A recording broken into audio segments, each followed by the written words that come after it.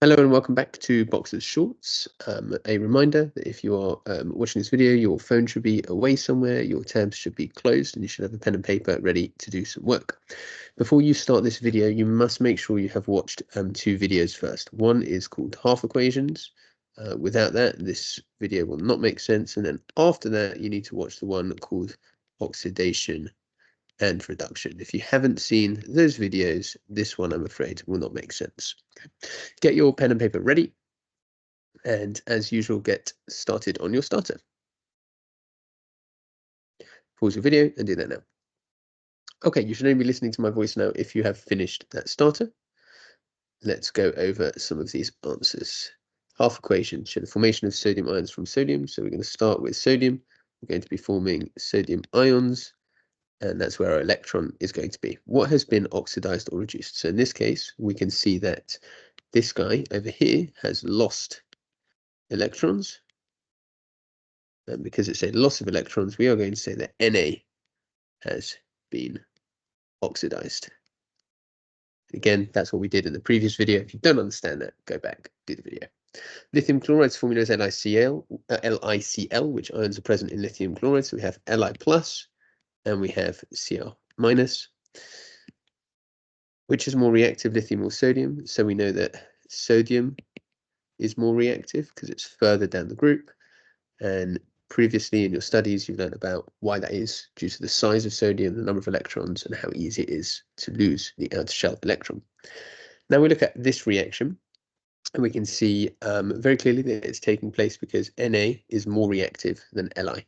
So Na displaces the Li. So we say first, Na is more reactive than Li. That gets us 1 mark in an exam. Na displaces the Li. That's what we're going to be looking at a bit more today. We then start to look at some equation balances. This one should be relatively straightforward. Put a 2 there and a 2 there. And again, if you don't know how to do that, make sure you go back. I've got another video about balancing equations. But I'm hoping if you've got to this point, then you're in the clear. What we're going to be looking at today is pushing this just a squidge further. So let's start, I think, with this reaction. I'm going to move it to the side. So we've got Na, and we've got, what was it? It was LiCl. LiCl. And that's forming NaCl and Li. Now, what we're going to do is we're going to start trying to figure out how we can turn this itself into an ionic, what's called an ionic equation, or into a format by which we can see what's happening in terms of oxidation and reduction. Now, I can push this a little bit further and I can say, well, Na is just Na, that's no problem.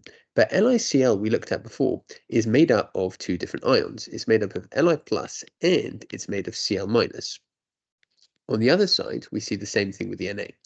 Cl that we have, it's made of Na plus and it's made of Cl minus. These are the 2 ions that make up these 2 compounds. The Li itself, again, just stays the way it is. Now, when I look at this, I see something very interesting. It's a bit like in maths. If I had a mathematics equation, which looks something like this, I had 2x plus 3y equals 3y plus 7z. The second I look at that, I can say, well, hang on, I've got 3y here and a 3y there. That makes no difference at all to my equation, so I'm just going to get rid of them. I'm going to cancel them. More formally, mathematically, what you might have learned to do is to take them away from both sides. Take away 3y from there, take away 3y from there, and you'd end up with 2x equals 7z. Now, the truth is we can do exactly the same thing in a chemical equation. When I look at this Cl minus over here, I can see that it doesn't change. It's the same on both sides.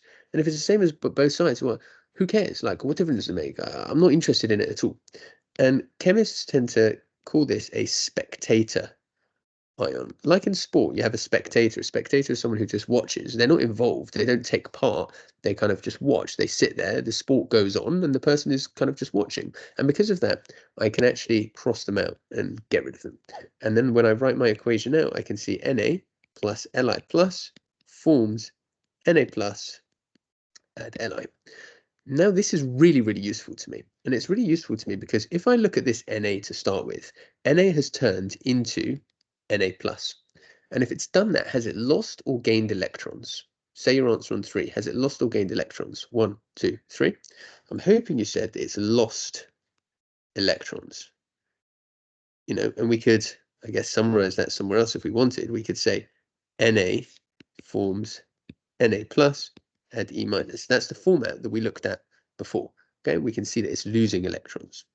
I'm going to apply a similar logic to my Li plus, and I can see it's turning there from Li plus to just an Li. Does that mean it's lost or gained electrons? Say your answer on 3. Has it lost or gained electrons? 1, 2, 3. I'm hoping you said that it gained electrons. Oops, electrons. And what that means is that Na has, sorry, I'll do that in green to keep things consistent. I say Na has lost electrons, Li plus has gained electrons. That's really, really useful information for me because I can then make a conclusion about oxidation and reduction. So has Na been oxidized or reduced? Say your answer on 3. 1, 2, 3. I'm hoping you said it's been oxidized. And what that means is that Li plus has gained electrons, which means it has been what? Say your answer on 3. 1, 2, 3. I'm hoping you said reduced. Now, sorry about that. This type of equation here has a special name. It's called an ionic equation. Obviously, because it's an equation that shows me the ions. And the reason why it's useful is because it tells me that something's been oxidized and something's been reduced. And chemists have a name for that as well. We call it a redox reaction. And obviously the re bit is from reduction and the ox bit is from oxidation. And what it means is that reduction and oxidation is taking place at the same time. In all our previous examples, we looked at just one half. We looked at, you know, what was happening to the Na or what was happening to the Li plus or whatever. In this case, we're looking at what's happening to both of them. And by, you know, we combine them together into this ionic equation, and that gives me useful information about whether an oxidation or reduction or both has taken place. Let's look at another example. Let's have a look at this one. Okay. So again, you're going to run through these steps for me yourselves in a second. So make sure we are all paying attention. I start with my F2. My F2 remains unchanged. Nothing happens to it because it's not ionic. It's covalent, it's a molecule, it just sits the way it is. When I look at this one, things start to change a bit. I've got 2 ions that make this one up. Say which ions they are in KCl on 3. 1, 2, 3. I'm hoping that you said K plus and Cl minus. You know what? I'm actually going to make this pen a bit thinner because it's starting to look a bit clunky. So sorry about that. I've got F2, I've got K plus, and I've got Cl minus. But the truth is, I've got more than one of them. I've got 2 K pluses and 2 Cl minuses.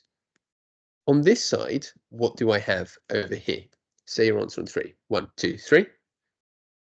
I'm hoping you said 2 K pluses and 2 F minus.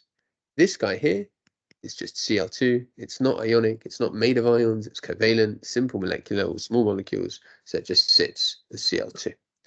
What I want you to do is I want you to have a look at that and write down what you think the spectator ions are. Write that down now.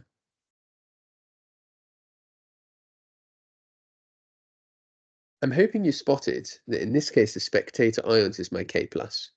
It doesn't change at all throughout the course of the reaction, which means I can construct another equation, underneath, which looks like this. F2 at 2Cl minus forms 2F minus at CO2. What is the name given to this kind of an equation? Say your answer on 3. What is the name given to this kind of an equation? 1, 2, 3. I'm hoping you said that this is an ionic equation because it shows us the ions that are involved. When I look at this, one of these has lost electrons and one has gained electrons. Sorry.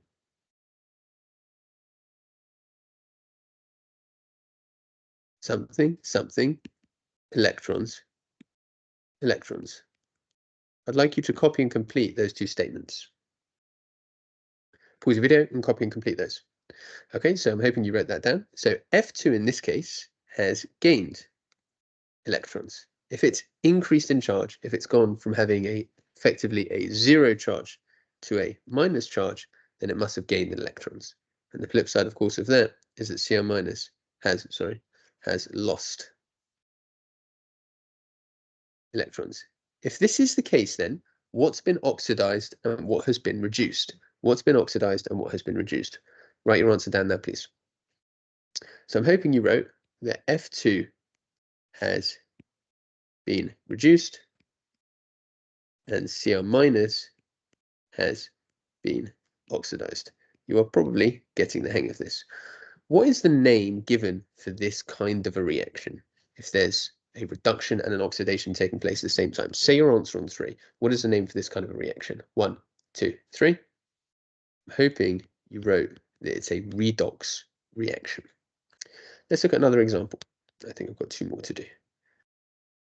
Okay, I'm going to start having you do more and more of this. The first step that I'd like you to do is write out an ionic equation for this reaction. So pause the video and write out an ionic equation for this reaction.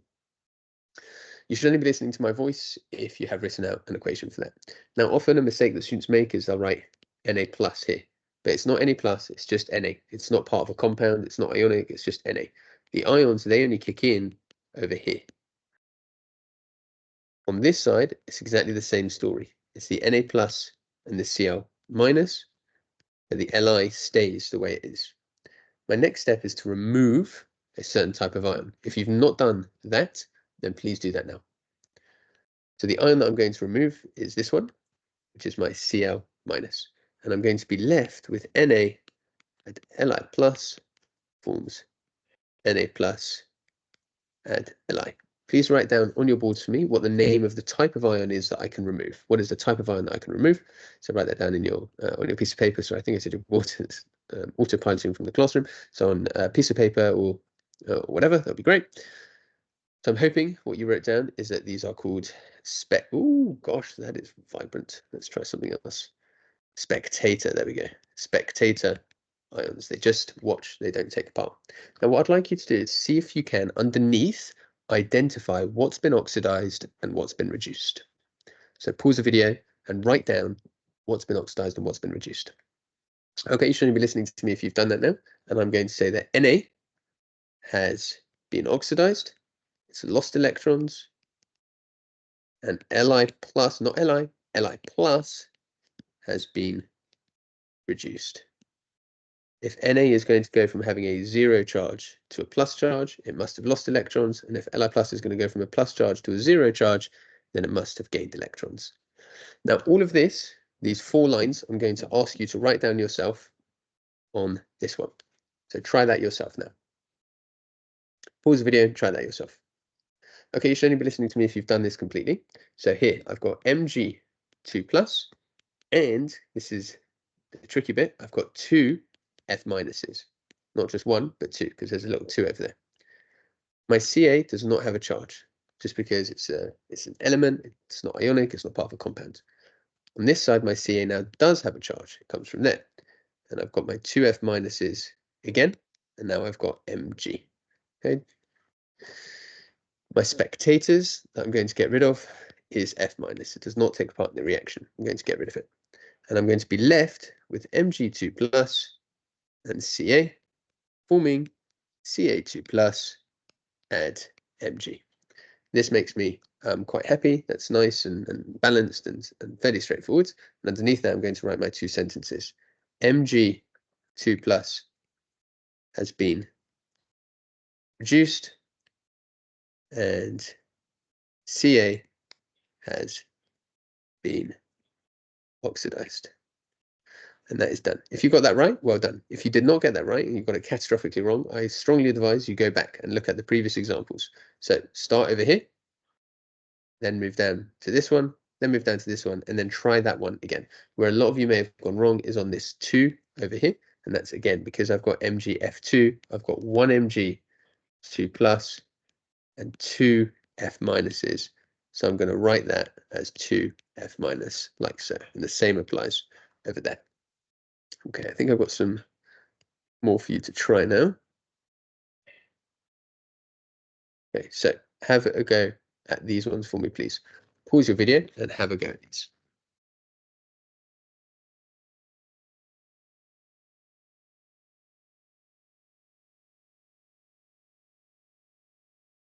Okay, so I forgot to put some gaps in so that I can do my answers now. So I'm just getting that ready.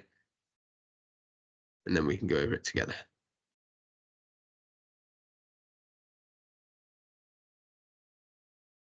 Okay. All right, let's go over these then. Oh no, this was a starter. What mistake. Let's try that again. Oh, sorry, here they are. I did write them down. Okay. Okay, what I'd like you to do now, please, is answer these questions. Answer these questions. Pause your video and answer these questions. Okay, you should only be listening to my voice if you have answered to those questions. Let's have a look at it. So first I've got Zn at Cu2 plus, and I've got to fill in the blanks. So I'm going to put a Zn2 plus and a Cu over there. I've now got Al3 plus a Ga, and I'm going to change that to Al and Ga3 plus. I've now got Br2 add 2I minus. I'm going to turn that to I2 and 2Br minus. And in my final one, I'm going to do Na add Li plus, forming Na plus add Li. So I've kind of like cut some steps down for you. Partly that's because, you know, these really tricky examples, they tend not to ask them in this much detail. But if you can do it like that from scratch, then you're in a really good position. Okay, I've also got to identify what's been oxidized and what's been reduced. So I've got oxidized and reduced, oxidized and reduced, oxidized and reduced, oxidized and reduced. So in this case, it's going to be the Zn is oxidized and the Cu2 plus is reduced. Here I've got the Ga is going to be oxidized and the Al3 plus is reduced. Here I've got, oh gosh, the I minus is being oxidized and the Br2 is being reduced because it's minus. Okay, that means it's going to a charge of 0. It means it must be losing electrons. So there must be oxidation. And then in the last one, I've got Na is being oxidized, Li plus is being reduced. Spectator ions, that's going to be that one. Oops, sorry. It's going to be that one, and that one, and that one, and that one. Why is 5A called a redox reaction? Because K is oxidized and Li is reduced. Be specific. Don't just say that. So don't just say that oxidation and reduction is taking place. Be specific. Here again, say because. What have we got in this case? We've got. Give me a second. Br. Oh no, I made a mistake. Sorry. Okay, K is oxidized and Li plus. There we go. Br minus is being oxidized, and Cl2 is reduced. Okay, and that's about as hard as they're going to get in an exam. So I hope you enjoyed the video, and I hope you feel like you've learned something. And just a reminder, there's lots more videos on the channel, and I've tried to arrange them into playlists where I can. In the meantime, have a great day.